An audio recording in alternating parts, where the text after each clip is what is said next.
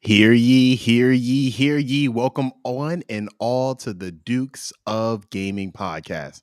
I am, of course, your host, Thomas, the Duke of Anime.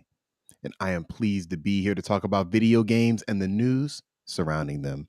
We're down 3 Dukes, but I do have the one, the only, he's a platinum fiend, Bungie Dream, the tallest of the Dukes of Gaming, the Duke of Design himself, Ben. How are you doing this week, bro? Wow, what an introduction. It's been a minute, but I have returned and I had to give the introduction, man. Had to. I'm feeling fresh and ready to dig into these topics this week. How you doing? I'm doing good. I can't complain. Been a long week, but I did get some gaming in.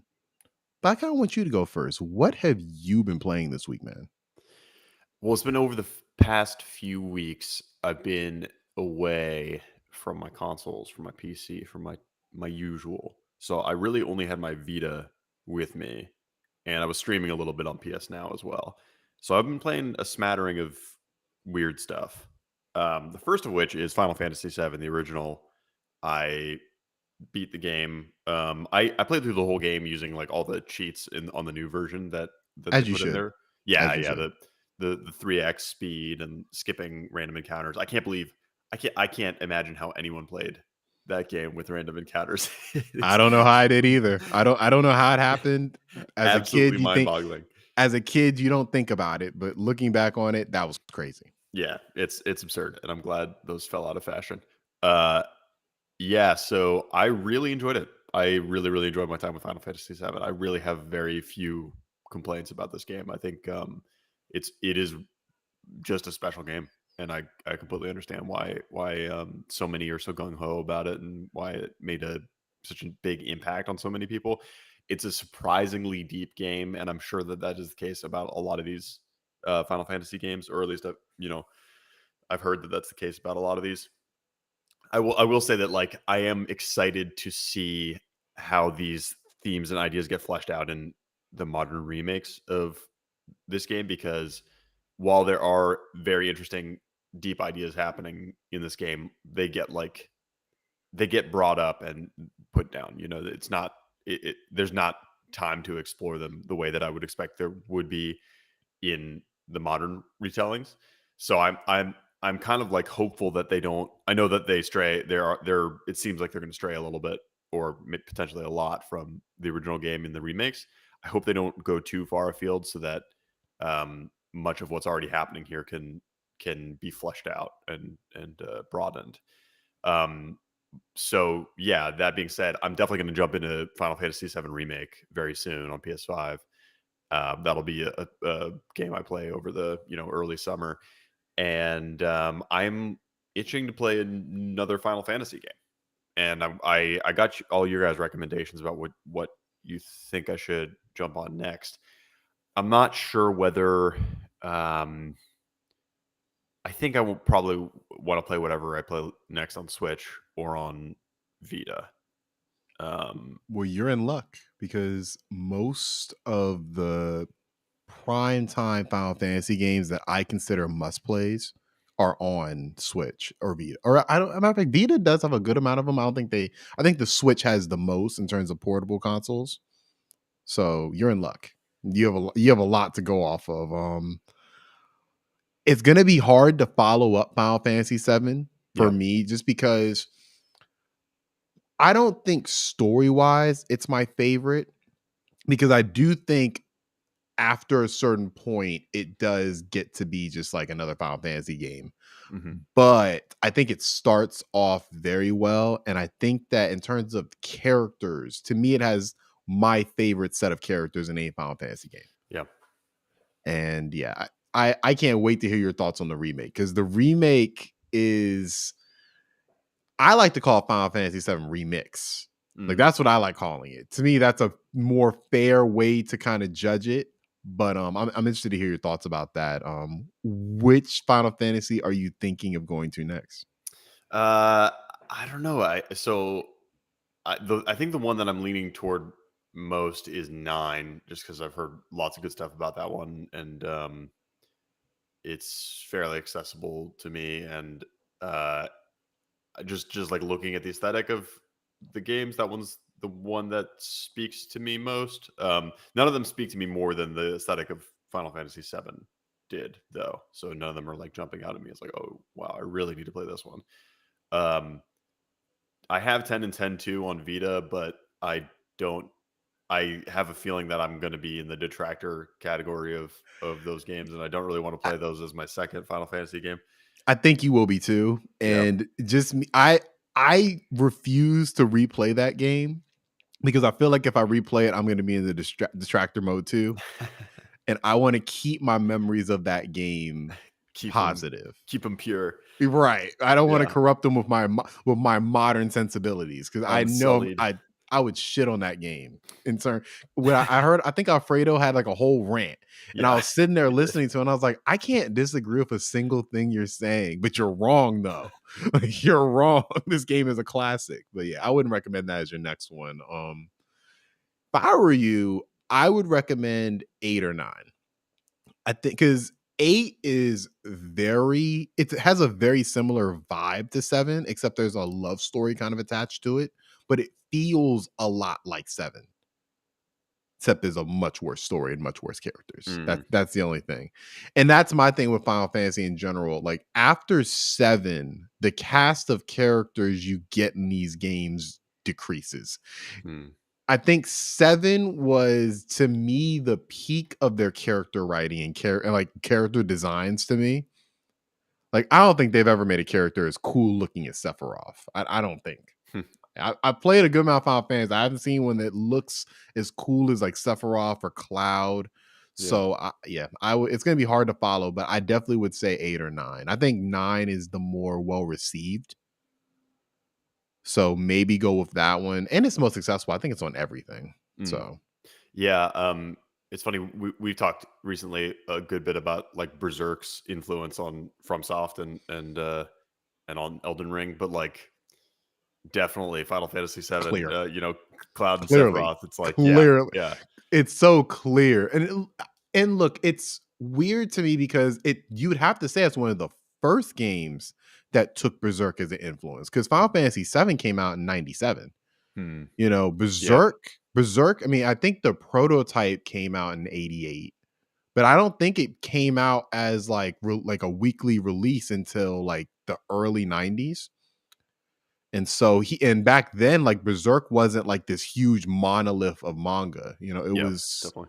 it was just another manga coming out. So it's so funny how it wasn't even that big at the time, but the influence you Yeah. see, like whenever I play, because I think I experienced Cloud first before Berserk.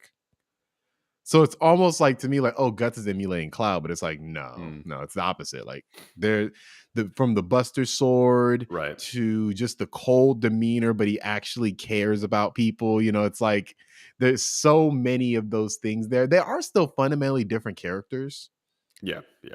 but No, there's yeah, enough similarities there's there. inspiration there, and I think Sephiroth has a lot of Griffith inspiration as well. I didn't think Um, about that. You're right. Yeah. yeah, yeah, for sure. So I think the dynamic there is definitely inspired. But yeah, anyway, I really enjoyed my time with Final Fantasy VII, and I can't wait to jump into the remake sometime soon. We'll see. I can't wait to hear your thoughts. That was my game of the year of 2020. So Sick. The other game I was playing on Vita is Oddworld New and Tasty, which is the remake of Abe's Odyssey, the original Oddworld game. I think it came out in like 2013 or 14. And I am pretty mixed on this game. I really like what's going on here in terms of the environment and in terms of the themes of the game. I mean, it's a very heavy-handed anti-corporate um, proverb, I guess you could say. Uh, and that's interesting. I like the playfulness of it, where it almost feels like Ren and Stimpy type '90s cartoon, but it's much more bloody.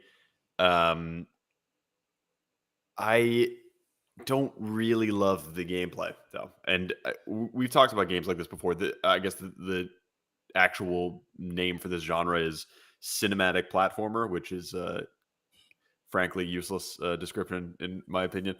But we were describing another game like that though. I'm trying to remember what yes, game we were talking. Was it Inside? inside counts, limbo counts. The game that I brought up recently was Another World, which I also played on Vita a few months Mhm. ago. That one was probably like the first cinematic platformer. And Oddworld is another early one, though Another World predates it by a good few years. Um, yeah. So what I call these games is trial and error adventure games because they are platformers, but platforming challenge is not really the core um, thrust of the game. I would say it's more like puzzle solving, like an adventure game. Okay. But the puzzles are typically something like you do this, then this happens that you probably couldn't have foreseen, and you die. So you do something different next time so you don't die. So it's like there's just constant trial and error. It's not Um, Portal. It's not it's not Portal, it's not Witness, it's not on that level, you're saying. yeah, it's just a different execution for puzzle solving. I actually I think that Limbo and Inside, or at least Inside, I haven't played Limbo in a while. I would like to get back to it. Um, I think Inside frustrates me a bit more because it's like all the other rough edges are sanded off of that game. So having this thing where like you just have to die to learn what to do next is more frustrating in that context. But you're going to die a lot in Oddworld. Um, the primary goal of the game is to escape the facility that you're a slave in and rescue all of your fellow Mudokons, your alien brethren. And so like the story is cool, but the puzzles just they never fail to be frustrating. They're just constantly frustrating. And does it, like, when you solve it, does it feel good or does it just feel like, "Oh, I'm just getting through the game?" Because to me, that's a Yeah, key thing for me where it's like, if a game is frustrating, like Elden Ring is a perfect example. Elden Ring, I can't tell you how many times I've just been pissed. Just not, how do I beat this boss? But then when you beat him, it feels really good. Like, does Oddworld, like when they have these tough puzzles, where you have to die to get the solution? Like, when you finally get that solution, does it give you that satisfaction? I don't know. I don't know that I really felt super satisfied with the puzzles, because none of them are none of them are like terribly challenging. They're more just like you have to get pretty particular timing, and the platforming is a little awkward, and um, yeah. So I don't know that I ever felt like, oh, that was a really novel and interesting puzzle. Maybe a few times, but I don't think. Yeah, I don't think like the feeling of triumph when you complete one of these puzzles like outweighs the frustration in any way.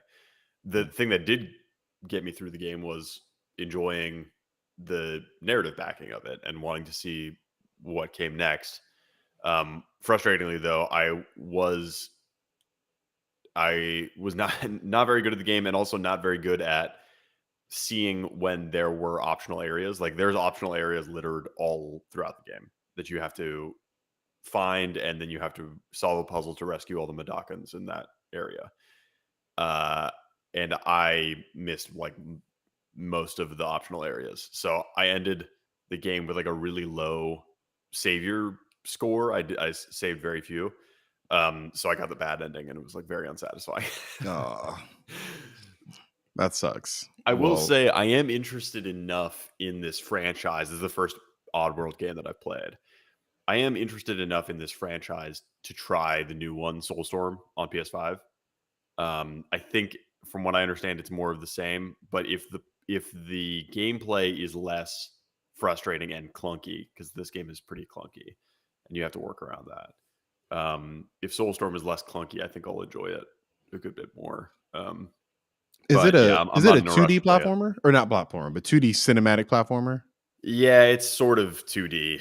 Okay. It's got a 2.5D thing going on, but I think in the marketing they called Soulstorm a 2.9D game because they take you out of the 2D perspective fairly regularly, but when you're in the context of like, okay, it's time to solve a puzzle, it's pretty much always going to be in 2D on a 2D plane. I've always been curious about this franchise. Never enough to actually hit play, but maybe one day. I want to hear your thoughts on Soulstorm when you play it, because I have that. I have both of them. I probably would get into the newer one if I were to do it. So yeah, I definitely am interested to hear your thoughts on that. I See if have it's a something feeling I have a feeling that Soulstorm would make for a good book club game. because interesting. because there's no way this game is gonna just be like an unmitigated success. And I'm sure that like if we all played it, half of us would like it, half of us would hate it. Because that's kind of how I feel about new and tasty. I feel like I could see why people really don't like this. I like it enough to try the next one, but it frustrated me pretty much as I enjoyed it. Gotcha. My only memory of Oddworld, I've always had it on my PS4. I had it on my PS4 for some reason for a long time. Just downloaded, never played it. Got it for free on PlayStation Plus. Never Yeah. played it. My cousin cuts it on, and he's like, he plays it for like maybe 10 minutes. He's like, bro, your taste in games is real shitty. I'm like, bro, I haven't even played this game. You just picked a random game. He's like, was downloaded on your PlayStation 4. I'm like, doesn't mean I play it all the time. I was looking, I was like, it does look really drab, but that's my only impression of it. Like, it's always just kind of like the look of the game just has never appealed to me. Mm. And that doesn't mean like there are a whole bunch of games that look ugly, but I'll still play them. But Yeah, I there don't I there don't is know, the like look of that game, I don't know. there is an intentional ugliness and drabness to it, especially in the beginning, Mhm. because when you're inside of like the facility, it's meant to be oppressive. Um, but I actually kind of liked it for that reason. I found that to be part of the charm. So yeah, again, like this is one of those things where I feel like we could all come away with very different answers as to what we think of this game when if we all played it. Well, I think we all own it because we all got it for free. PlayStation loves just giving us these Yeah, games. I don't know how that works for them, whether that's been a success for them. I'm pretty sure it's probably gotten them more fans, they like actually giving the game for free. Lorne Lanning, the studio head for Oddworld Inhabitants, the studio that makes these games. Um, he recently talked about their PlayStation Plus deal with Soulstorm and how, in his eyes, he was not happy with how it turned out. Um, I can see that. yeah. So the long and short of it is, they kind of needed the money to get the game out the door. I don't think they had a publisher. I think they self-published this one. Uh, they kind of needed the money to get the game out of the door, so they took the money and they expected to release around February of 21. 2021, right? So like 4 months after the PlayStation 5's release. And Hmm. they were like, okay, we'll be on PS Plus, but it'll only be 4 months after the PS5's release. So not that many people will have PS5s and not that many people are going to redeem the game, but we'll get this lump sum payment and then people will buy later after we get a little bit of marketing boon from that. But they couldn't make their February release date. So they pushed to April, and a lot more people had PS5s by then. And so he said something like 4 million people downloaded the game for PS Plus. Um, Is I that kind a of look at good? I feel like that's a good number. it's great. I mean, like Yeah, I thought, in terms of like number of people playing your game, that's great. But if you look at that as 4 million people did not buy the game who would have bought the game, which is not what that means. that That's kind of what I'm saying. yeah, that's like the same argument that Yeah. people use, like, oh, like for piracy, like, oh, this is 4 million sales being gets like a lot of those people weren't going to buy it to begin with. No, yeah, right. So Yeah, yeah, a lot of people. I mean, I was not planning on buying Soulstorm. I redeemed it. Um, same here. right, I, I don't even like these games, but I have it right. on my PS5. So yeah, I mean, if you look at those that lost sales, that sucks. But even if you look at a quarter of those as lost sales, right? Maybe 1 million of those people would have actually bought it, Yeah, or an eighth of it. Maybe 500,000 of those people would have bought it. How much more was that than the lump sum payment? And how much does that hurt? Or maybe it's really bad, right? Like maybe they were expecting a million or 2 million people, and they were like, okay, this lump sum payment is 1/10 of what we would make if 1 million people, or if like, so like if 100,000 people bought it essentially. Um,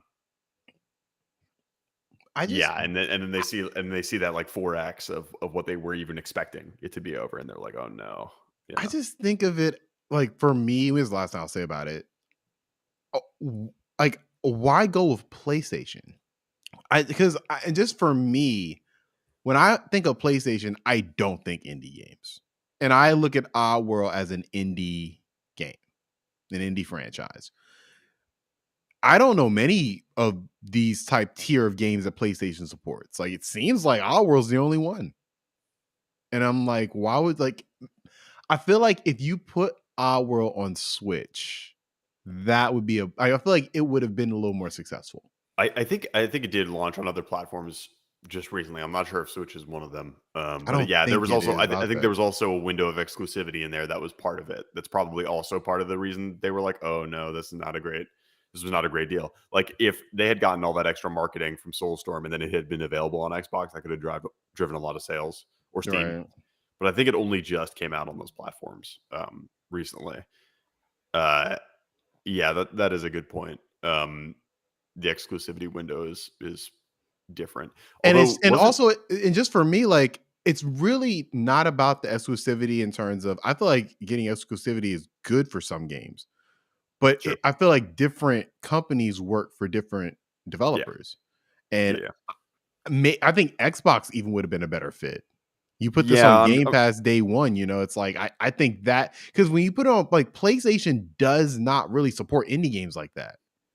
They've gone away. I feel like ever since they let go of the Vita as a primary as a primary console, they've really not been focused on indie games like that. And to me, this relationship they have with the Outward developers has always been just like I've looked at it like, why? I think And that's just me. That's just me though. yeah, I think that they had a different strategy, but I think with like Bug Snacks, which came out as a day one download free download for PS5. I think that really worked to that company's, The in their diff favor. You're absolutely right. The difference is Bug Snacks was almost like Knack in terms of like a meme game. Like That was part of it. it had that meme appeal where it's like, this is just silly. Like this is just an absolute just silly thing we Yeah. have. And I didn't play it. I have it downloaded too, but I do think that relationship benefited just because that was so like in that press conference, that was such like a mood shift. Like we're getting Mhm. God of War Ragnarok Yeah, it announcements. stuck out. Yeah. And Oddworld, I feel like Oddworld's in the same one. I'm pretty sure Oddworld was announced that same Mm. like press conference. And I remember that going through like, all right, whatever. Bug Yeah, Snacks so was the one where I was like, what the fuck is the this? other difference maker with Bug Snacks was it was available on PS4 at the same time, and it was not free on PS4. So Right. they got a bump from lots of people being interested in it just because it was free and available on PS5 and there was nothing else out. And then people could still buy it. That's the Yeah. thing with Oddworld is like it was not available to buy anywhere at the same moment that it was getting its PlayStation Plus shine. And it was PlayStation 5 only. Yeah. Yeah. I'm See, pretty sure. I'm pretty sure. I don't that part is we can go on and on about that. I will not for the life of me understand why that was a PlayStation 5 exclusive. That like I maybe played like 5 minutes of it just when I downloaded it to see what it was, how it looked. And it looked like a PlayStation 4 game. It is available for PlayStation 4, I It think. is okay. So I it's just not looked it okay. up, yeah. Yeah, Okay, I just cool. looked it up. Cool. So at least that was a thing. But hopefully we do it for book club because I've always been interested in like seeing what this franchise is about, and now I have an excuse to do it. So looking forward to that. Anything else before I Just delve into chaos? yeah, chaos. Just Lego Star Wars. I'm still chipping away, playing through episode 4 now. I skipped from one to 4. Um, yeah, still, I think I'm enjoying it a little bit more. I'm enjoying like just the collectathon element of it. Putting on audiobook and collecting Kyber bricks and enjoying the various locales. But yeah, it's still I still really wish that there was just more to the actual story missions, like Mm, the recreations of the movies. I've remarked about it a few times with my wife. Like, I wish they would just kind of take their time and just retell the story. They're just speeding through every beat as fast as they can. Like watching these cutscenes, it makes my head spin because they're just going through everything so fast. And it's not just they're like condensing the movies. I don't have any problem with them condensing the movies, they obviously. have to. Yeah, yeah. But the cutscenes themselves, like the pacing of the scenes is so fast. People are just spitting out lines left and right, and it's nuts. It's too much. It's way too fast. I feel this way with like a lot of kids television programming now too. It's like it's just like ADHD constantly jumping from one thing to the next and the next. You can never take a breath. It's nuts. So that's how I feel about like the way they're stringing together the missions in the this Lego game. I feel like in the original Lego games, especially because everything was pantomimed too, they Mhm. kind of had to let the jokes land, you know, Yeah. before they moved on. They don't have to in this game, so they don't, and They were it's kids the games worst of for it. their time. Like Yeah. they were of their they felt like that same kind of humor, that like code name Kids Next Door humor, that like a Cartoon Network kind of hijinks kind of thing. Hmm. And I always appreciate, and I feel like that vibe carried through a lot of the Lego games. So you're saying that with, I assume this one and maybe some other ones, they've kind of gotten away from that and it's kind of more all over the place now. I no, I wouldn't necessarily say that. I think the sense of humor is the same. It's just like they chugged three espressos before they started telling jokes.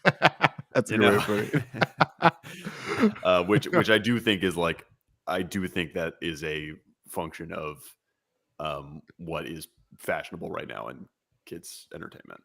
Well, you would know better than me. I can't remember the I last time hardly know. Yeah. the one I did actually watch this show called the Cuphead show, which is kind of a Mhm. kids show. And that was so refreshing for me. 'Cause I'm like, it's moving very like a 1930s cartoon. And I forgot how much That's I cool. love those type of shows. Yeah, But that's it cool. sounds like they're very few and far between. Yeah, yeah, definitely. Cole in the chat asks, "What do I think of the multiplayer camera?" Is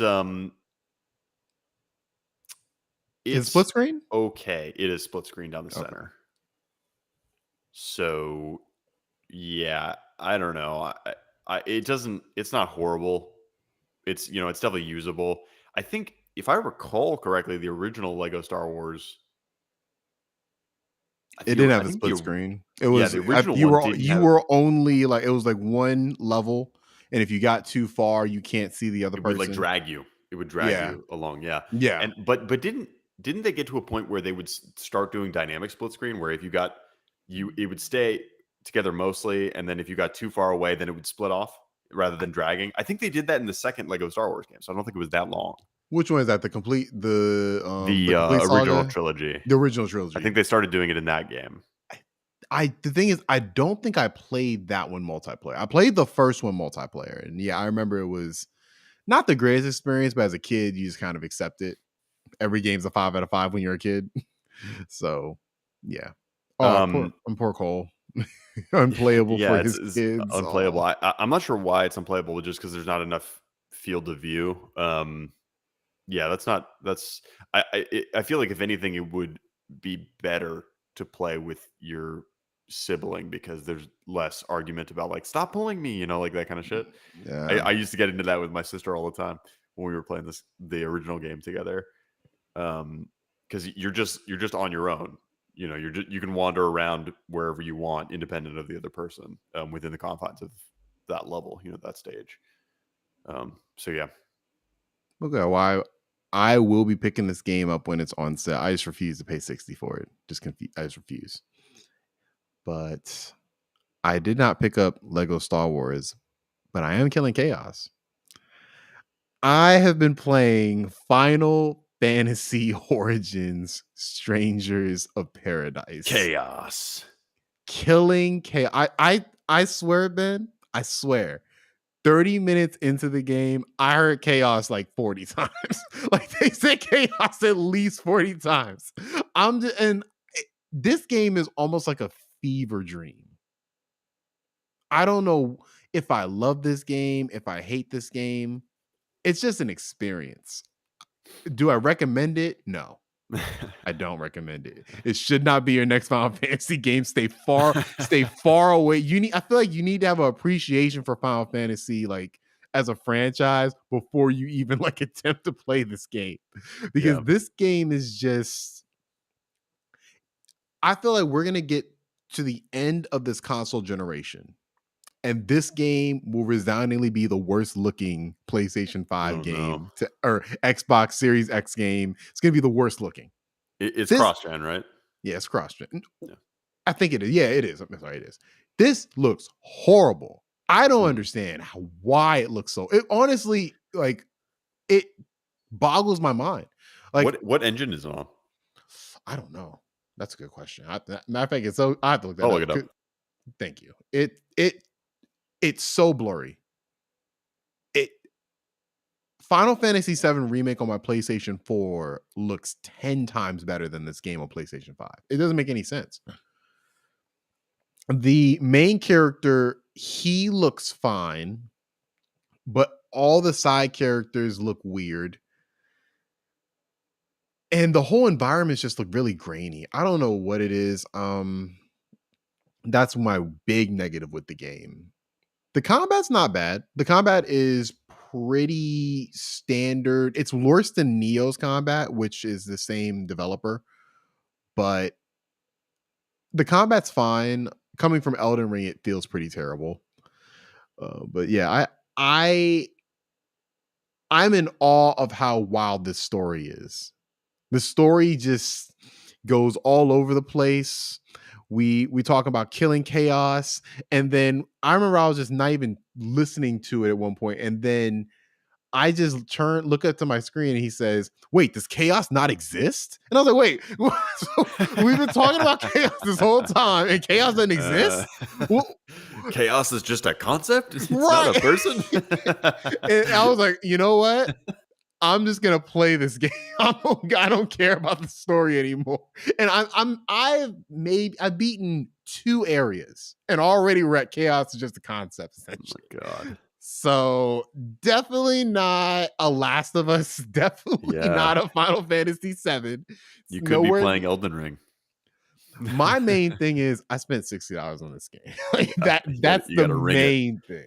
Gotta ring it out for all it's worth. Yeah, I need Alfredo. But Thomas, what is your time worth to you? That's what you have to that's what you have to ask yourself. Look, You just gotta don't get trapped in the sunk cost fallacy of having to spend time on this thing you also spend money on.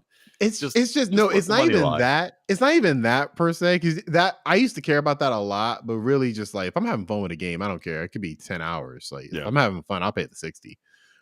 My thing is I could have got Kirby. Like I was in there, I was in GameStop. I was like, I'm either getting this or Kirby. And I was like, I never played a Kirby game to completion. I've played too many Final Fantasy games. Let me just go with my gut. Let me go Final Fantasy. Should have won with my brain. Should have won with the brain. Should have won with the 8.5. Should have won with Kirby. But wasn't Alfredo talking this one up? We gotta Alfredo hasn't bought it yet. Task. Alfredo hasn't bought. Oh, he was just talking of the demo. Yeah, and I played the demo too, and I like the combat. Like the combat is pretty good. It's not Elden Ring by any means, but Sure. it honestly is. Okay, it's not even Jedi Fallen Order, but it's on that same kind of tier. Because I feel like Jedi Fallen Order is probably the best of the Souls inspired games for me. Like I love that. I love the combat of that game. This game is not that good, but it has a lot of really good aspects to it. It reminds me a lot of Code Vein. I don't know if you heard of that. Yeah, I have. I don't know much about it though. Did you play Neo? I played maybe an hour of it because it's the same developer, right? Yeah, and I can confidently state that both Neo games are better than this game. Like this game is a step down for them. Not to say it's a bad. I can't say it's a bad game, but it damn sure ain't a good game. It's not going to be on my game of the year. Bummer. I need to play at least 10 games released on here so this game does not end up in my top 10. I'll put it like that. Did anyone have this on their fantasy draft? I don't think so. I did. You did? Oh. I made it a whole moment too because I had the green screen, and I was. That's right. Oh my gosh, I remember now. And I remember I hurt Alfredo's heart was broken. Well, not anymore. Not anymore. What did it score?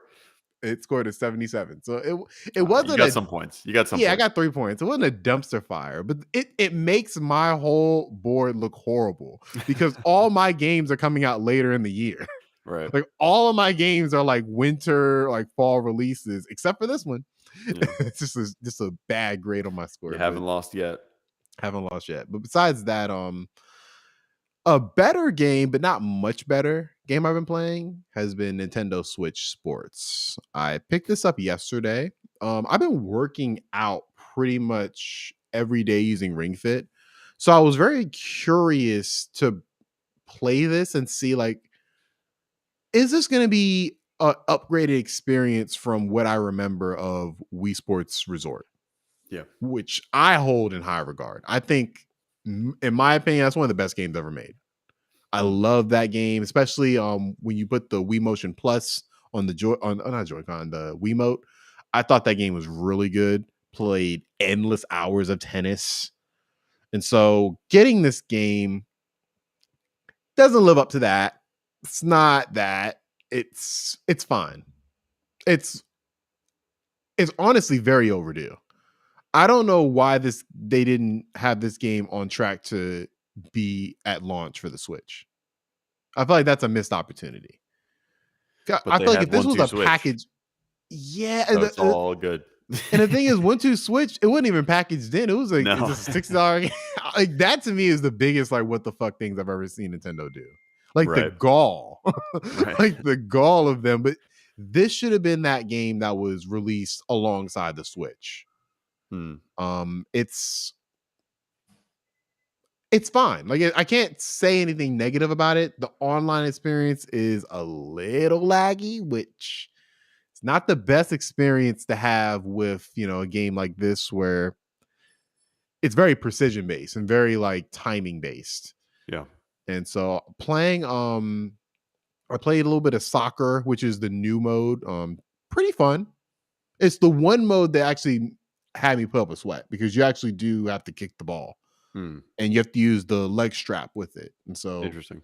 it feels really satisfactory. You can see that from a motion tracking standpoint, this is way better than what they were doing on Wii. Hmm. It feels really responsive, but I think it lacks from an online perspective. Sure. I had my friend, she came over and we played a bit of the local multiplayer, and that works fine. But you can't, I know for some modes for like volleyball, you can't play against people. You can only play with people. And you're playing against a computer. And it's like that doesn't make any sense. Why would you like little things like that where it's like, why are we making this online experience like not good? Yeah. So yeah, just little things like that. But overall, I if I were to rate it, it'd be like a 3 out of 5. Like it's fine, but not a must play game. But it is $40 if you buy it digitally. So it's not a full price game by any means. So I'm having a decent time with it, and plan to play it. Are you interested in buying it? Yeah, I am. I think it'll be a good one to just have. It's a Wii Sports is always a fun thing when you just got people around and it's something to put on. Everyone can play it. That kind of thing. Yeah, and it's Wii Sports. Like it's no different. So it's gonna fill that niche for Right. everybody. If anybody's looking to have this that old, it's funny that's a throwback experience. I remember when that was new, but Yeah. Yeah. having that throwback experience back to Wii Sports. But this is not going to be like when Wii Sports first launched and Yeah. it took over the world. It's not going to be that. But yeah, that's besides that, I played a little bit of Elden Ring this week. Not that much because I was, just losing. And that game is fun when you're mowing through people and the gameplay rhythm goes through and you're just like either roaming the world or you're just going through the dungeons. Once you get stuck on a boss, it just feels awful. And Mm. so I'm stuck at a boss right now. I am about 80 hours in. So planning on being done with it within the next couple weeks. Been kind of going like I was really marathoning it some nights, and I've kind of stopped doing that because I'm like, oh, I'm just going to play it gradually now. It's going to be in the background as I play other games. Sick. Yep, yep, yep. So besides that, let's get into some of our topics. And our first topic of the day, Ubisoft. NWB, but we're going to most talk about Ubisoft because that's the article I got up. They are potential candidates for a buyout. And we are curious which company is going to land these.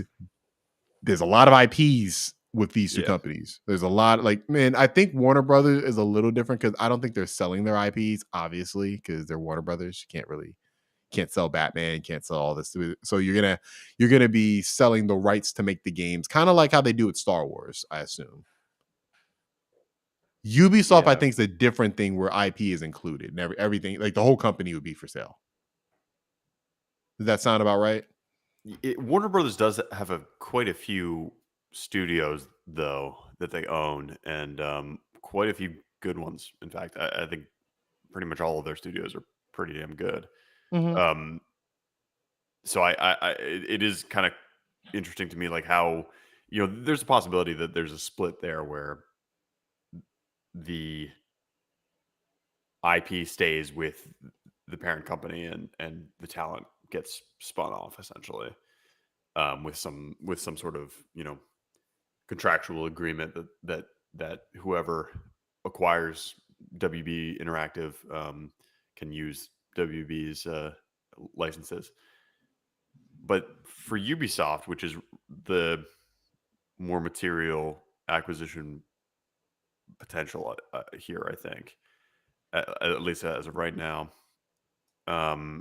there is a report uh, from Bloomberg that equity firms have been kind of sniffing around Ubisoft, looking potentially to acquire, and that the company's stock has risen on this news.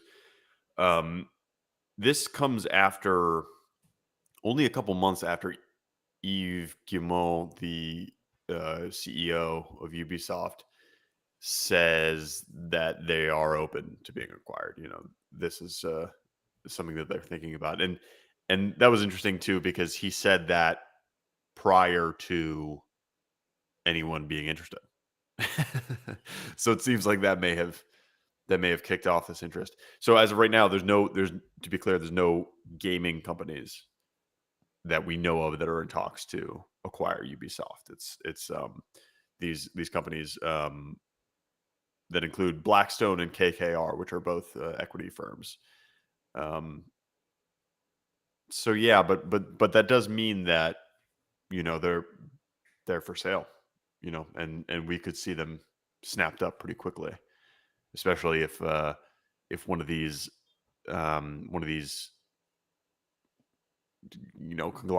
conglomerates like what do they call it, Embracer Group, wants to really expand, which frankly I think that's probably the most logical. If any gaming company is going to gobble up Ubisoft, I think Embracer makes the most sense. They seem to really want quantity in terms of number of studios. Ubisoft has a number of studios. I A think lot. that and they have a European bent to them. They've got studios all over, but Ubisoft is a French company. I think that match would it makes some logical sense. What about you? If Ubisoft was going to get gobbled up by somebody that wasn't just anonymous money, essentially, Are who are would you you want it to saying be? in terms of like between PlayStation, Xbox, or Microsoft, Sony more accurately, you mean? Yeah, anybody who's been buying recently. I think that Xbox would probably make the most sense, but that would be like doomsday. I don't think Yeah, that would be good for the gaming industry at all. I don't yeah, like the idea of Activision and Ubisoft being yeah, owned by Xbox. So I definitely. think PlayStation would be the lesser of two evils. I don't think PlayStation just fork over the money for Ubisoft though. I don't What is that what is Ubisoft's market cap? I think it's 4.8 billion, I believe. Let me make sure about that Oh, though. they could definitely fork over the money then. I mean, right? 5.2 Five billion. point two. Oh, that's actually a lot less than I thought. It is, but at the same time, like that is for PlayStation, that's a steep penny. And you will make your money back on it, but I would assume you can't just make all those games exclusive either. So I just don't see the point of it. Yeah, yeah, Yeah, I think that I like the differentiator you kind of put on it, that it's these other type of companies, these equity firms and everything that are interested. That makes yeah. more sense. Because I look at Ubisoft the same way I look at Activision, where it's like they are making games for everybody. Like they don't differentiate. Like when they'll be making Assassin's Creeds and then they'll be making Mario Rabbids. They are wide reaching. And so I don't think it benefits any of the main guys to just buy them, and then you're still going to be putting these games out on all the systems anyways. Hmm. That's kind of what Xbox is currently dealing with Activision. Yeah, So I don't know if it would make sense for them to add another thing onto it, unless they're really trying to consolidate the industry, which that they I are. don't like. Seems Yeah. like everybody is. Yeah. Uh, Nintendo is definitely not going to fork over yeah. $5.2 billion though. Even though Nintendo's staying out even of it. though they can afford it, right? Theoretically. They just turned every Ubisoft studio into a Mario Rabbids studio. A Mario Rabbids Origin, Mario Rabbids Odyssey, Yep, Ghost that's right. Recon, Mario like it's Rabbids everything. Creed. Right. So I think Nintendo's the only one who it really wouldn't make any sense to.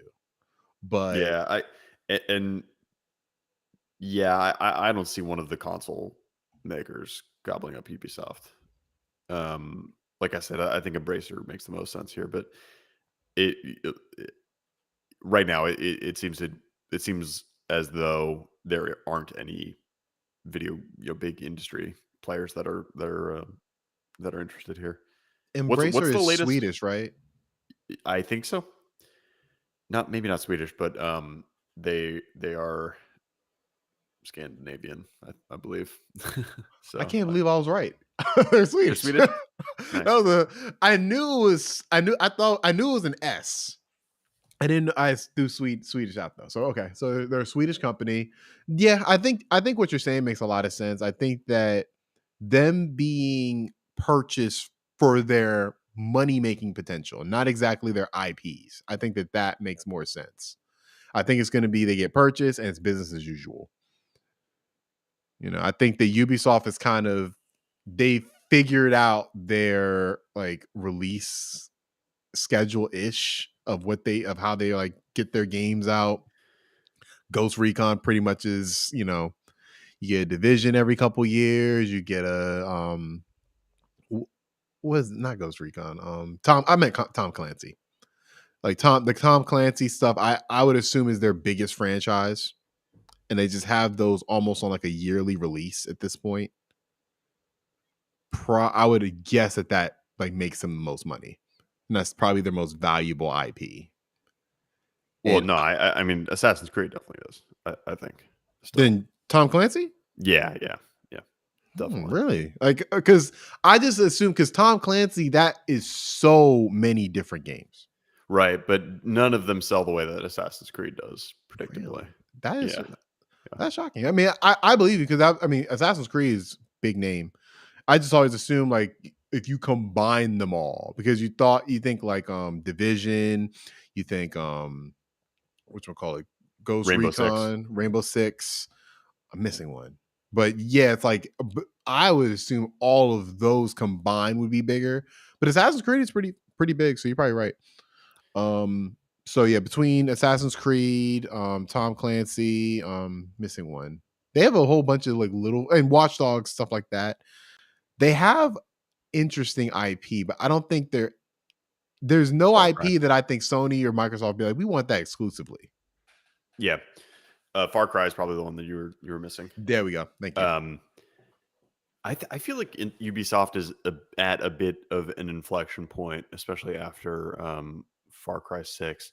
Everything that they are talking about doing has their fan base kind of concerned or trepidatious. They're working on this Avatar game, which could be huge, It's made by Massive massive. Game. Yeah, Yeah, I mean Massive is that's working a on it. Massive's I, also working on a Star Wars game. But everything else, like everything in the orbit of Assassin's Creed, pretty much is what exactly is going on there, right? The new Rainbow Six Extraction came out, and it was like a total dud. There's what was that game called? X Defiant, which seems to just be totally in limbo. They had a failed battle royale that they launched, and now they're talking about launching another one. They're talking about the next Assassin's Creed being a platform instead of a game. What does that mean exactly? When will we see a new Assassin's Creed? Right? I feel like they're just in a strange place right now, and where the where fuck is there's Splinter Cell? yeah, Where is it? Like that would be your highest selling game. Ubisoft just release a Splinter Cell. It's going to sell Call of Duty numbers. I'm telling you. right, right. uh, Back to reality. yeah, right. Um, yeah, so I feel like they're in this place where the future could be very bright for them. It could also be pretty bad for I the next think couple of years for Ubisoft. I think it's going to be a just business as usual for them. Like I Yeah. think that their fan base to me is there's always something. Like there's I remember back in the day when Rainbow Six Siege was not received positively. I remember that. Right. Like it came out and I remember people were calling it a disappointment. I my cousin who played all the Rainbow Sixes, like he loved Vegas And then he played Siege and was like, this is a dumpster fire. This is horrible. And I plays all the time. Like, now it's his favorite game ever. So it's like, I feel like Ubisoft is kind of always in this state where it's like nothing is perfect. They're almost like, they remind me a lot of Square Enix. Like, I think their franchises are bigger in terms of sales and everything, but they remind me of Square Enix, where it's like there's always something wrong, Yeah, and but they're I business do. goes on. That's interesting because I feel like that Square Enix is in something of a similar place to Ubisoft right now. I agree. Though they're not talking about making Final Fantasy 16 a platform, which Right. makes Ubisoft's next couple years a lot more uncertain than Square Enix is, because Final Fantasy 16 comes out, all is right in the world. Final Fantasy 7 Part 2 comes out, all is right in the world, and And they you can take just it on the chin for Stranger of Paradise and other described strange the endeavors. key of the difference between Square and Ubisoft. Where Square, like, they'll release like shit. They'll release Balan Wonderworld, Right. like they'll release these horrible games. And then they'll just release like a Final Fantasy VII remake, and it's like, wow, okay. It's Yeah, like, all right, right, right. you release questionably one of the best games of the generation, and then it's back to trash for another couple years. Like, Ubisoft does, like, I can't remember the last game that they released that was like super critically acclaimed. It's almost like all their games, like even the best ones, kind of hover in that like above average range. Yeah. Like, Yeah. nobody's sitting there saying Assassin's Creed Valhalla was a transformative experience. Like, no, it's Assassin's Creed. It's Yeah. open world Assassin's Creed, and people love it. Some people hate it, but there are But going to be a lot of people a lot of people really, really love it. That's the thing with Assassin's Creed, is that it's always like, for me, especially because I don't play these games very much, it's easy for me to write those off. But Assassin's Creed has like a really ravenous core fan base. Yeah, yeah. I think quite similarly to Final Fantasy, where it's like people are just going to show up for this game every time. I would love to know what's a bigger fan base, the Assassin's Creed fan base We or the Final Fantasy franchise. you could find that just from revenue, I'm sure, but I don't think it's necessarily a fair comparison, because Final Fantasy games, especially in the case of 15, it took like what, 10 freaking years to make. We And don't like, even. Oh my! You're bringing up. Memory. I'm getting PTSD. Oh yeah, my god! almost 10 Assassin's Creed games came out at the same time. So I'm All sure in right. terms of revenue, there's no contest to it. Well, Ubisoft has never released a game of the caliber of Stranger of the Paradise, so there's that. Never? You sure? Never. Man, Ubisoft to me is just they're a solid publisher, and they release, for the most part, like, while there are games that you can definitely say are like critically panned that they've released, like, for the most part, their games in terms of Metacritic are usually, pretty standard. Like, it doesn't really get into trash territory. So I think, whoever picks them up, I think it's gonna be a good buy for them. Unless you're Nintendo. Don't do it, Nintendo. That would be a bad decision. But yeah, I think Embracer Group, I think that's a good bet. That makes But sense what's to the me. latest? What's the latest for WB? Yeah, WB is the other one. So WB is, they have been sold to Discovery, and Discovery is now in the process of implementing changes. Obviously, the big one was CNN Plus being canceled, which I thought was pretty funny. But that's for a different that's for a different time. Should have told That's a me great. that was going to happen. If anybody, this is non-gaming. If anybody wants to follow that story about CNN Plus, please just look that up. It's a crazy story about that whole launch. But yeah, CNN Plus, HBO Max, a lot of changes are coming to these, services. And one of the things they're looking at is the gaming department. And it's been rumored that they've been trying to sell off their gaming department in terms of the developers that are under them. They've been trying to do this for the past 6 months or so. The rumors have said Microsoft, the rumors said PlayStation. Nobody truly knows. You made a good point before, where it would most likely not, like, it's not for the IPs at all. It's, they have really good developers They have a lot of good teams there, and whoever would pick them up, like that would be the value you get from them. And so for you, where do you think would be the best fit if or when they get sold? I don't know. I personally, I would really hate to see this division dissolved. I feel it. I don't necessarily I don't necessarily think that like WB Games is the best publisher out there, but they put out some bangers from time to time, you know, Yeah. Mortal Kombat among them, the Arkham games, the Middle Earth games, the Here Shadow of Mordor and Shadow of War. here's the thing though with those. Every game you just named and any other game you're gonna name or I'll name, they're all licensed games. Like they're all like, I can't think of one of those games that have been like a Warner Brothers game that was an original IP. Yeah. Yeah. And so I mean they're playing with their own toys, right. they they treat them well. And I think Exactly.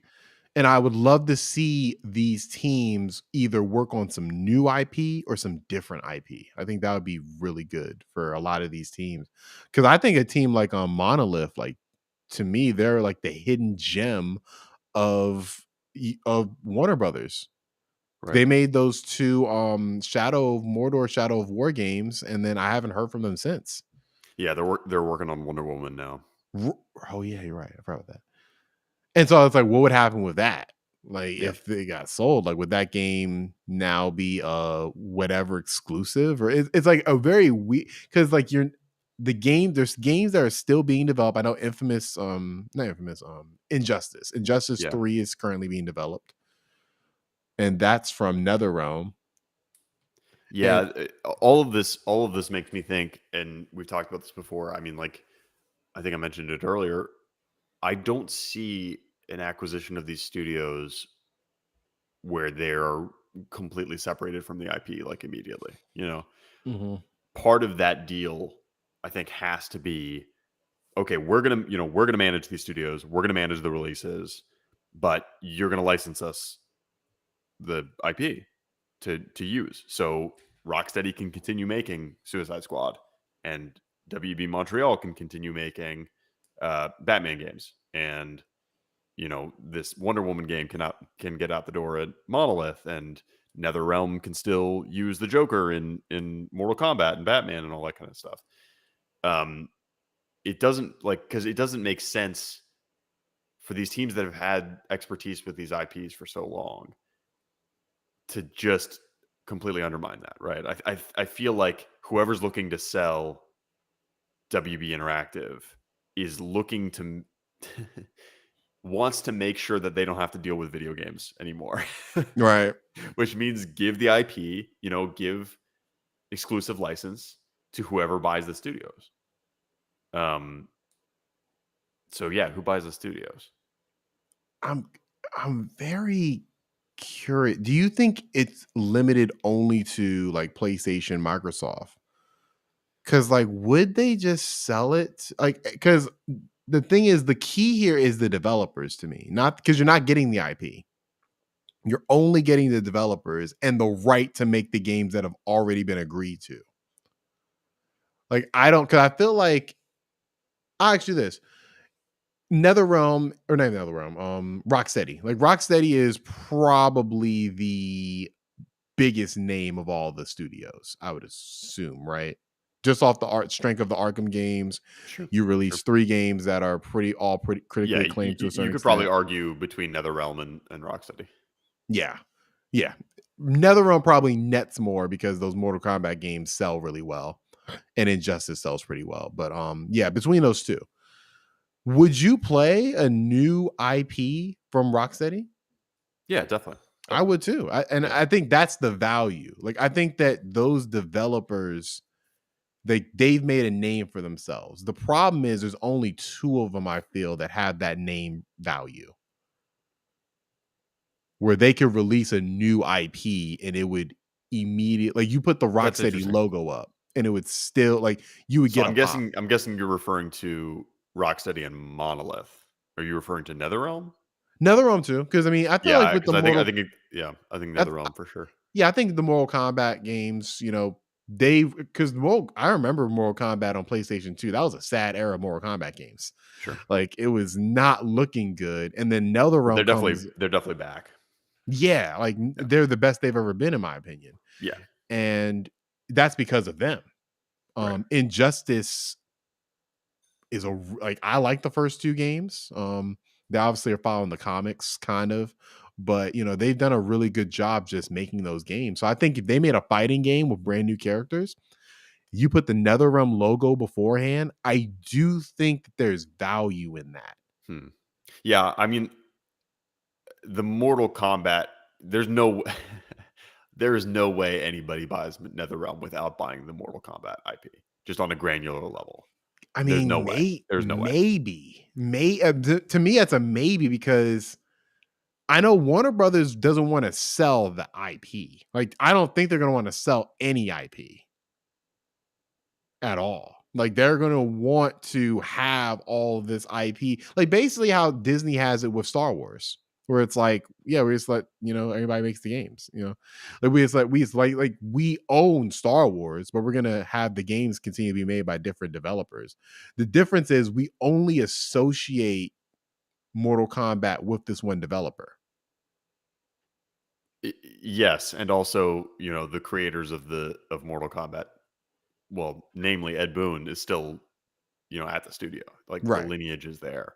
Um, so I don't, I just can't I can't possibly imagine a scenario in which NetherRealm is separated from Mortal Kombat in particular. Like I could see Rocksteady doesn't get to work on Suicide Squad or Batman anymore. I could see something like that. Monolith doesn't get to work on Wonder Woman or the Lord of the Rings anymore. Well, and I'm not saying that you separate them per se. It's just I feel like as they're under Warner Brothers, and look, I haven't talked to the studios or anything, but it almost seems like they're stuck making these games instead of being able to make their own franchises. Like that's Yeah, I mean, I think I would agree with you if the games weren't good. Like if the games were coming out and they're like, "Oh man, Monolith is capable of so much better. Why are they putting out this Middle Earth trash?" But it's not. It's like, right. wow, okay, like they're doing interesting shit in video games, like the Nemesis system. Mhm. It's a licensed game, but it's also meaningfully pushing the industry forward, right? Yeah. So like, there's nothing lacking there. I don't think the IP is handcuffs for them, and I don't think it is for any of these studios. At least it hasn't shown itself to be handcuffs for any of these studios. And Um, so, but do you think that if they were to sell the studios, how would the IP, like, how would that work yeah, then? I think like I said before, I don't think there is a deal here in which there is not also some IP exclusive licensing Mhm. for a period of time, 10 years or something like that. The Mhm. way That that makes sense. Disney licensed Star Wars exclusively to EA for 10 years, and the way that currently, I think this is how it's working. IO Interactive actually does not own Hitman. They are the exclusive licensor from Square Enix. And Square Enix can still make Hitman games. And they do. They Um, make like Hitman Go and stuff like that. they recently made or announced a Hitman mobile game that has nothing to do with IO. I think Hitman is a good way to look at it. That's a good because IO made Hitman, right? Right. And they were not owned by Square Enix at the time they made Hitman. Right. And they're currently owned by Square Enix, and they are the only ones making the mainline Well, Hitman they games. were owned by Square Enix, and then Square Enix let them go. They bought Okay, that's themselves, what I meant. I'm sorry. so now they're independent, but Right. I'm sorry. they still work on Hitman, and they are the only studio that can work on Hitman because they have that exclusive license. Aside from these mobile games that Square Enix can make. Yeah, and also we didn't mention Avalanche Studio. Avalanche. They're the other big one that they're mostly known for the Just Cause games Yeah, and they're owned. that Mad Max game. I didn't know they were owned by WB. Let me Are look. they? Avalanche, I'm on Wikipedia. Avalanche Software, it was acquired from Disney in 2017. Wow, I didn't know that. From Disney. That's interesting. Whoa, 1 second. Oh, Yeah. We got to dig into this a little bit. 1 second. Are we talking about the right Avalanche here? There are two Avalanches. Well, okay, so I'm under Warner Brothers Games or Warner Brothers Interactive Entertainment, and Avalanche Software comes up, but it's the Avalanche that, yeah, no, they're owned by Warner Brothers, which makes sense because they're making the Harry Potter game. And that is a Warner Brothers game. Right. But we're talking about the other Avalanche. We're not talking about the Avalanche that made Mad Max and Just Mad Cause. Max is Warner Brothers, isn't it? It is. So it is, but that's a different Avalanche. I know. I'm trying to think. That's the Avalanche that made Rage too. Oh, you're right. Yeah. You know what? I assume they were also owned by. So you're correct. Yeah, we were missing Avalanche, the Hogwarts Legacy creators. Yeah, but I assume, like, honestly, I thought they own both because I'm like, Mad Max is Warner Brothers as well. So I thought that. So okay, that's a different studio. Yeah. So they don't own Just Cause. They own the Hogwarts Legacy guys, the Disney Infinity guys. Right. And that could theoretically be their biggest game ever too. Like that's true. That's true. That game has a chance. We were definitely overlooking them. Yeah. So I feel like between those 4 studios, this is like whoever gets them, that's a big get. Just from studio talent alone. Like that's a really good pickup. And I unfortunately think it's probably gonna be Xbox. Something tells me. I think Xbox is gonna just chill for a little bit on acquisitions until the Activision Blizzard deal closes. The thing why I think they might do this is if you have the right to make Batman games. Because the one thing Sony has that Xbox doesn't have is they have a Spider-Man. Right. They have the exclusive right to make those Spider-Man games. There's nothing that Xbox really has that competes with those, and those are the highest selling of all the exclusives that Sony has. Yeah. And so if you got the exclusive right to, let's say hypothetically, this probably won't happen, but you're able to make a new trilogy of Arkham games. Or the Suicide Squad's like an opening to a new trilogy that's not exclusively on Xbox. It's like that's a big get. And I don't think that Sony necessarily. That's why they can't. It's too big. They got to wait for the stormy waters with Activision Blizzard. There's already some non-zero chance that this deal does not go through. Right? It's a small chance. I think the deal is going to go through. But there's a non-zero chance that the deal does not go through. They can't. They can't. Not as soon as it goes through the next day. Right. They bought in the rights to Batman, Superman. Matt Bliss in the chat says, conclusion, game studio development rights, ownership, and sales are confusing as anything. Oh, and yes. I think we can all Some agree people on think that Sony owns Spider-Man. I always have to break down like, no. But it's honestly, you'd think that. And the way they market it kind of makes it seem like they own Spider-Man, but they only own like the movie rights, the film rights. Yeah, that's it. Like they don't own Spider-Man. They only own the, like, is that the most profitable thing? Not even, because the merchandise is the most profitable aspect of Spider-Man. Yeah, so, they get a rip of the merchandise though. Oh yeah, I'm sure. Yeah, I forget what the breakdown is there, but that all came out when Sony and Marvel were having their spat over the Tom Holland Spider-Man's a couple years ago. And Matt Bliss also says in the chat, before we move on, it's Avalanche Studios versus Avalanche Software. I think they need to duel it out. The CEOs need to duel it out. Whoever loses changes your name. Call yourself. That's so funny that that WB has 2 of those, because there's also the 2 monoliths that we got confused about a number of months ago. That's right. The monolith that makes Xenoblade Chronicles and the Xenoblade monolith. Yeah. We need all these. We need you ever see a celebrity deathmatch or Yes, yeah, like We need something like that. We need to have these right. studio These heads go studios head to duke it out. head. Whoever loses changes your name. Like it's too confusing for us. It's too confusing. But I digress. Great conversation as always. But let's get into a little bit of rapid fire really quick. All We right, let's got do a it. bunch. Yeah, we got a bunch of smaller ones. Let's hit the Sounds first good. one. PlayStation sets up a game preservation team. This is to me really good news Yeah, because every company with a storied history like this should be having an eye toward preserving their legacy. yeah, Period. and I saw they're bringing a lead from EA.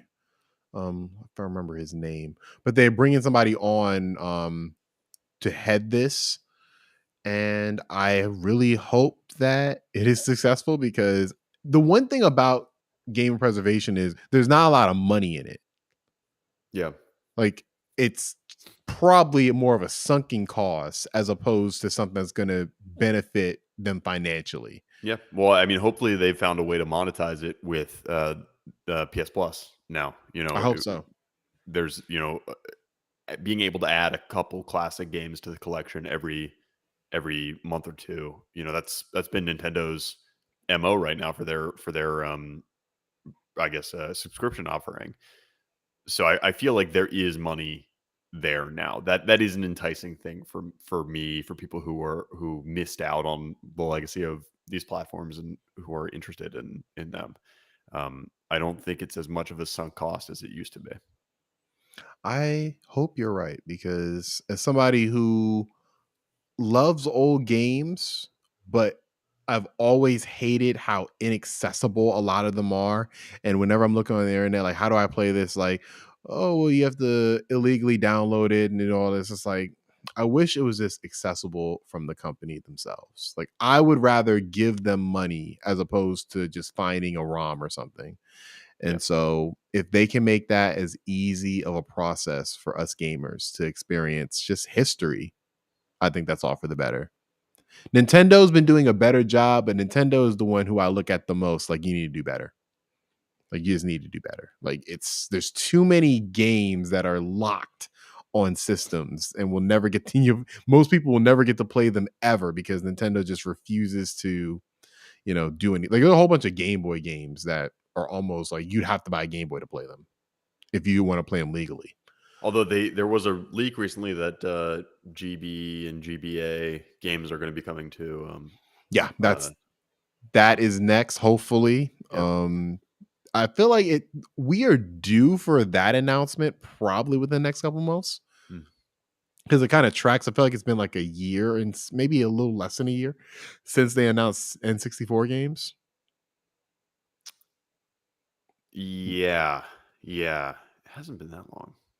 What they And wait. usually do beforehand though is they always release like the little classic console, and so I'm assuming they're going to do that for the Game Boy. Yeah.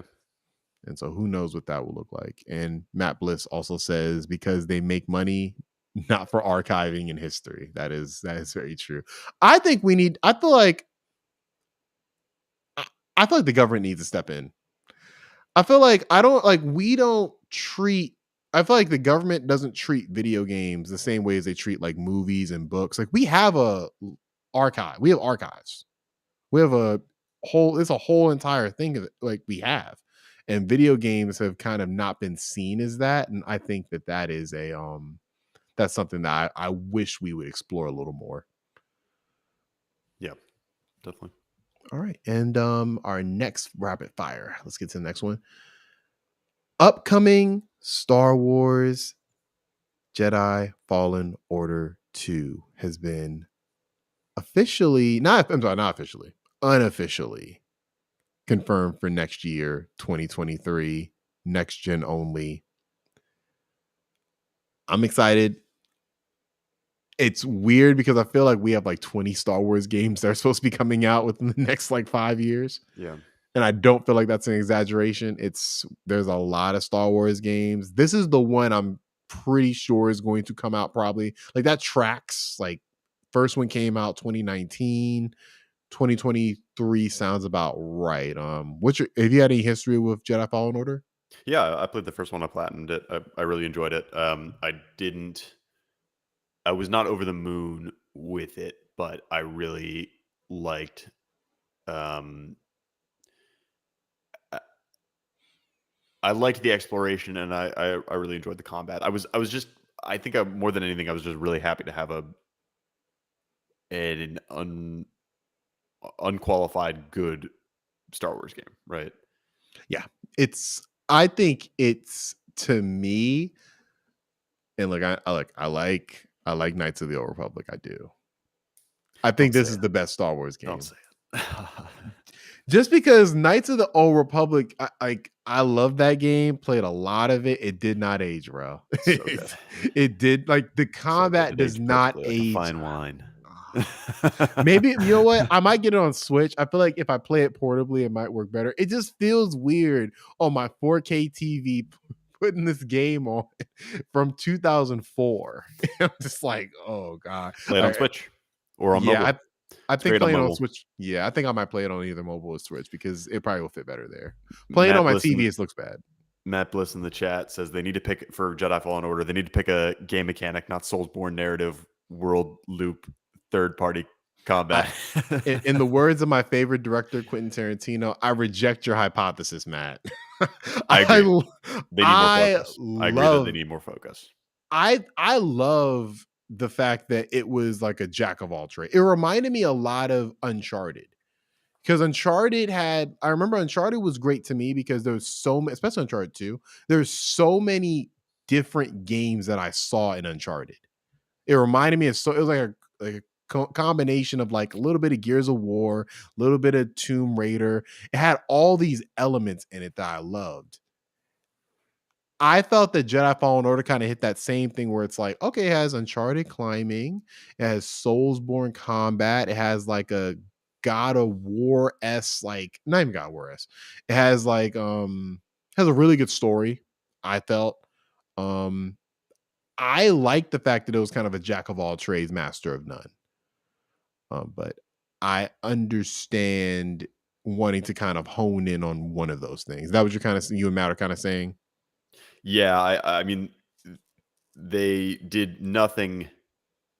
There was nothing in that game that was done at the highest level, and I feel like Respawn I thought story was. can make games at the highest level. You don't think story was pretty good? It was pretty good. Everything was pretty good. Nothing was done at the Okay, fair highest enough. level. Fair enough. I can't Everything disagree was with pretty that. good. I can't disagree with that. So It's like I want at least a few, like all of them were 7 or 8s, every single category that it went for. I want a couple of those turned up to 9s or 10s. fair enough. I think that's pretty. I feel like that's pretty realistic expectations for it. I don't think it's a game that's ever going to be like, oh, this is the pinnacle. Like to me, it's the best Star Wars game almost by default. It's just because it looks the nicest. It has a really good story, it has really good combat. Like to me, that's the only reason why. And truth be told, like in terms of Star Wars games, I feel like all of them kind of fall into that. Knights of the Old Republic was the only exception, but it's aged poorly. Have you ever played Jedi Outcast? Yeah. Yeah. It's okay. I remember playing that, I believe on either PlayStation 2 or GameCube. Jedi Outcast's I'm trying to lightsaber think. combat has never been beat. It has never been beat. And I don't know. Fallen Revenge of Order, the Sith 3. I think Revenge of the Sith on PlayStation 2. That is an underrated Star Wars game. We that was a look, good game, actually. That was a good game. Ben, we have to have a Star Wars game conversation. Like Yeah, we we're probably getting do. to Star Wars month. Like Star Wars month's coming up. We have That's to do it. true. That's We true. have to do it. So Yeah. we're gonna plan this to be a whole little topic sometime in May. So stay tuned for that. Next one, back to Final Fantasy. This is probably the most Final Fantasy love we've had in a single podcast. So hey, love it. Final Fantasy 16 is in its final stages. I'm hype. I'm hype. I'm cautiously hyped. I feel like this game hasn't gotten the hype cycle that a lot of other Final Fantasy games have had, and I think that's been a benefit because Final Fantasy 15, like you said before, it was probably the worst offender in terms of hype, where that game was being made for 10 years. And just every year, it's like, what's going on? What's going on? Versus 13, what's Yep. going on? And it's like, oh, you're changing the name. Okay, all right. And it just turned into something like the game that was first shown compared to what was Totally different game. released. Totally Yeah. different game. Just this same character. And even he was written differently than he was in Versus 13. So Final Fantasy 16 was announced, and then we didn't really hear much about it. Saw another trailer. Now it was Ghost quiet again. And it seems to just be consistently the same. It seems to be consistently the same game. It's being developed by a team that is known for their recent consistency with the Final Fantasy 14 team. This is their first game that's not an MMO. And I've always heard, I never played Final Fantasy 14 for an extended period of time, but I've always heard that they really do make some of the best storylines in MMO. Yeah, So yeah. The what I think was marketed at least as the last expansion for 14 is apparently excellent. yeah, But I I've have only not heard played good it things. either. Ever since they had that horrible launch, like since then, I've only heard amazing things about this game. So that team working on this game gives me a little more hope, because the Final Fantasy 7 remake team, like the Final Fantasy 15 team, the Kingdom Hearts team, it's like those teams, like they have the abilities to make great games, but it's always consistent. It's always inconsistent. And I like the fact that this team that's been known for their recent consistency, this is their first time making a single player game.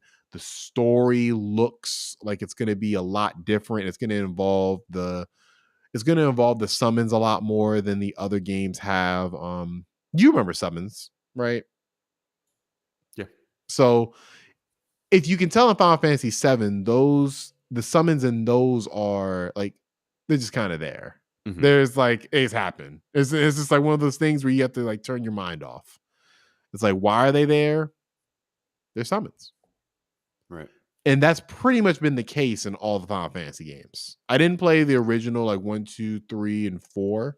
So I can't speak to those, but all the ones I play is just summons are like Moogles. They're here. Why are they here? I don't know, but they're here. This game is more so like the summons are part of the story. And that's a very interesting direction. It's almost like a post like Final Fantasy game, if that makes sense. Like Mm. I'm interested to see what they're gonna do with that story wise. I'm down. I mean, after playing 7, I think I'm gonna probably jump in on this one. You know, Honestly, day one. Ben, if I were to recommend a Final Fantasy, I'd recommend you might want to just wait till this one. Like to Yeah. be honest, because I feel like Final Fantasy games, like they're different games now, but they're fundamentally the same. And if this one is everything that I think it's going to be, I think it's going to be something great. Yeah. So we'll see about that. But speaking of something great, or was great, Halo Infinite. Halo Infinite. I'm sorry, what was the news item for that again? Delays. Yeah. Let I me knew it let was me try to negative. I pull it knew up it was real quick. negative. I knew it was something negative. Yeah. Oh, the team, 343. it's delayed. Yeah, yeah. Yeah, 343 is delaying Halo Infinite updates for the co-op campaign and Forge mode. And they were supposed to come out pretty imminently, I think, in May, Yeah. and they are now slated to release in Q3 of this year, September sometime. So almost a full year after the game's release. I love this game. It was really high on my game of the year last year. The post launch just has been disappointing. I understand, like, I really do support, like teams not being, just on super, just like crazy hours. Like, so I get it. And I get that there was Yeah. probably a lot of hard work in terms of even getting this game out to begin with because of its troubled development. And so I understand, you want to take care of your team. Just from a gamer's perspective, though, this is fucking terrible. And I fear that by the time these come out, Halo Infinite will not be relevant anymore. Yeah. But I wonder though, apart from the sentiment of the people who already care, the people who are already playing or plan to play again when the content is there, do they lose anything from pushing? Do they really lose anything from pushing? Do they gain if they can spin it into like a relaunch kind of thing? They lose from this standpoint for me. You could have really lined up this Halo TV show and Halo Infinite like Yeah, release. that's true. That's true. You could have lined this up to a point where they're promoting each other. And right now they both feel standalone. And I feel like you're losing. You lost a good amount of people who could have came in who's like, oh, this show's actually pretty decent right now. Oh, like, oh, there's a new Halo game that I didn't, you know what I'm saying? Like, they're missing that market to me. In terms of people like me who put in probably like 100 hours in the game in terms of multiplayer, it's like I will come back. Like it's not like I'm not going to come back. Like I have a group of friends, I have a squad, that we will put in 2 straight weeks of just playing Right. multiplayer. And when we get new material, we're going to be happy. But I don't I can't say this is going to help. Like I can't see No, this no, being yeah. a positive thing. But Yeah, I but don't think I it's just like a wonder doomsday. how much it really hurts them at this point. I mean, like, That's a good isn't most that's of a fair that hurt question. already there? You know? Yeah, I feel like that's a fair question. I think the resounding thing is they fumbled the bag for this. Like Mm, Halo Infinite should be the biggest Xbox game. It should, and it's like the fact that it's even like a question as to like this should just be like there are people who still like I know it's like probably in terms of numbers, I'm sure it's probably number one right now, but a lot of people still play Master Chief Collection. Master Chief sure. Collection still gets updates too. Yeah. And it's like I just feel like they missed an opportunity to really take over the multiplayer conversation. Hmm. That I think when it first launched, like that when the beta first launched, There was a lot of enthusiasm there. Yeah. because it just came out and the game was pretty much free to play as Right. well. So it was like there was a lot, and people like me, like you remember, like I was like addicted to it for a good like Totally. 2-3 weeks. And so it's like the fact that you even kind of lost somebody like me who still loves the game, I can only imagine that people were just halfway in. Hmm. So I hope this isn't the end of Halo Infinite. I hope that people are still playing it after this year, but I don't know. It says something when Super Smash Brothers is doing better post-release content than Halo. Because that's a game where I feel like the same thing applies, where it's like I don't think Nintendo like I feel like there could have been a bigger push for that game too. And they besides announcing new players, like just the same game it's always been from the jump, not really any changes. Yeah. But at the very least, like Nintendo at least will give you like, oh, there's Sora, oh, Hmm. there's, Hero from Dragon Quest. It's like Halo is just like, why is there nothing? Like, why are we getting nothing? But I think it's good that they're looking out for their teams at the end of the day. Hopefully that means that they're gonna turn up the release of more content later on. Yeah. That's what I'm Yeah. hoping. Yeah. Hopefully, this means they can come back strong. But speaking of more content, we're getting a lot of content from Call of Duty this year. We're getting Modern Warfare 2 and we're getting Warzone 2. Now, I don't think we're the most qualified to talk about Call of Duty. I think we both put in our decent amount of time. We're not putting in hundreds of hours a month in the multiplayer, so it's like I can't speak to it from that perspective. But I can say I'm pretty excited. I like the Modern Warfare games. I'm excited to see what the sequel to the last one's going to be. I thought the last one was a really good campaign. And I'm curious to see what Warzone 2 is going to look like. How are you feeling about Call of Duty? I am definitely interested to see if I think, I mean, a follow up to the most popular Call of Duty in the past few years in Modern Warfare is the thing that can rekindle interest right now. But there have been quite a few negative headlines recently in terms of the attrition that Call of Duty and Activision Blizzard, moreover, are seeing, interest in their games. I don't know that a Warzone 2 is a good idea, I agree. but certainly a new Modern Warfare game is interesting, and I will definitely be curious to see what the what the sales look like on this game versus Vanguard versus the Modern Warfare reboot that came out a few years ago. This will probably be the highest selling Call of Duty. Like I would not be surprised if Do you this think is. it will outsell Modern Warfare from a few years ago? I think it might, because it's going to look amazing. Like, I still think Modern Warfare for PlayStation 4, like, that game still looks incredible to this day.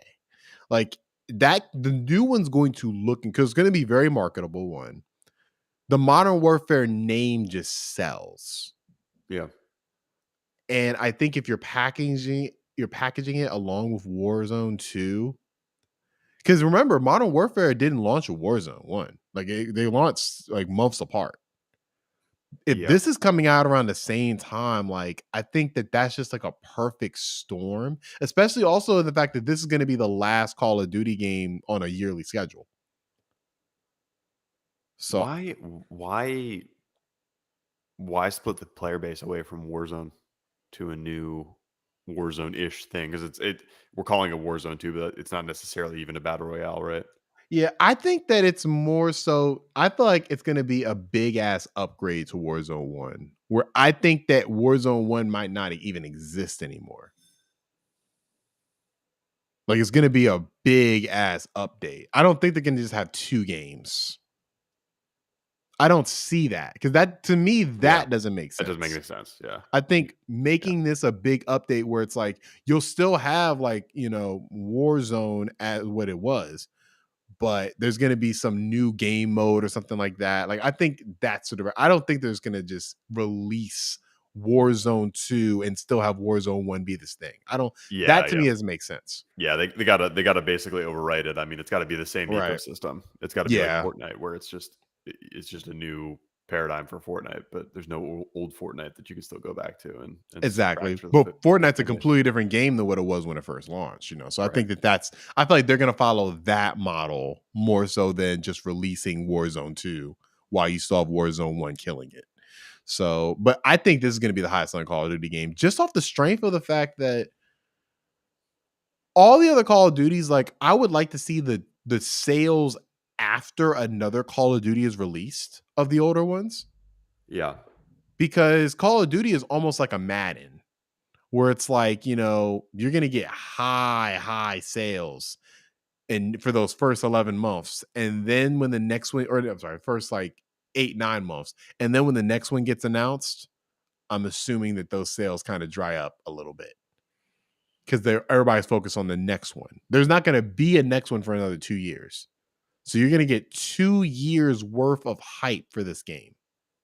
Yeah.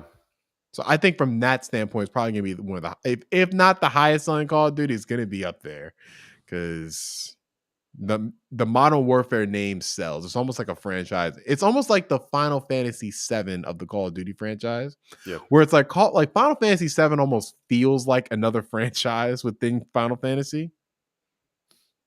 Like, Modern Warfare is its own thing almost, where it's Yep. like you put that subtitle Modern Warfare whatever, it's almost like players know what to expect. All my Call of Duty fans, they were pissed about Vanguard, didn't like Vanguard.